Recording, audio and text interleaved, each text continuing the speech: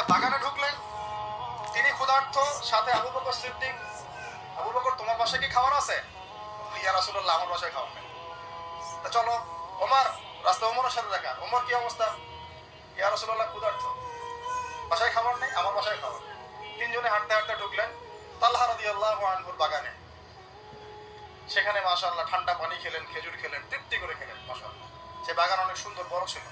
খেয়ে নবী সাল্লাল্লাহু আলাইহি ওয়াসাল্লাম বললেন, সুম্মা লাতুসআলুন্না ইয়াওমাইযিন আনিন নাঈম, যে অবশ্যই কিয়ামতের দিন আল্লাহ পাক এই ঠান্ডা পানি সম্পর্কেও আমাদেরকে জিজ্ঞাসা করবেন। আমরা প্রস্তুত নিঃশ্বাসের জবাব দেওয়ার জন্য, হিসাব দেওয়ার জন্য, পানির হিসাব দেওয়ার জন্য? ঠান্ডা পানিতে গোসল করে আসছেন আজকে সবাই, তৃপ্তি পেয়েছেন।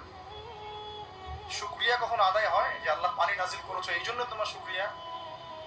খেলাম চারটা ভাত, এই চারটা ভাতই ফিলিস্তিনে নাই। আমার কথা বিশ্বাস করেন, কথাগুলো আমি কলিজা থেকে বলছি। আমি জীবনে খাবার হাতে নিয়ে 2 দিন কেটেছি।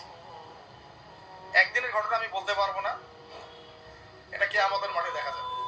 তবে খাওয়ার কথা ছিল আমার খিচুড়ি। আমার সাথে 3-4 জন গেস্ট ছিল।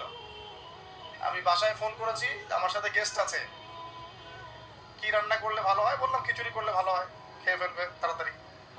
ওই খিচুড়ি খাওয়া হলো না, কোন একটা কারণে খাওয়া হলো না। একদিন পর সেই খিচুড়ি খেতে পারলাম। দেখলাম যে একদিন পর যে খাবারটা আমার কাছে এসেছে, এটা খিচুড়ি।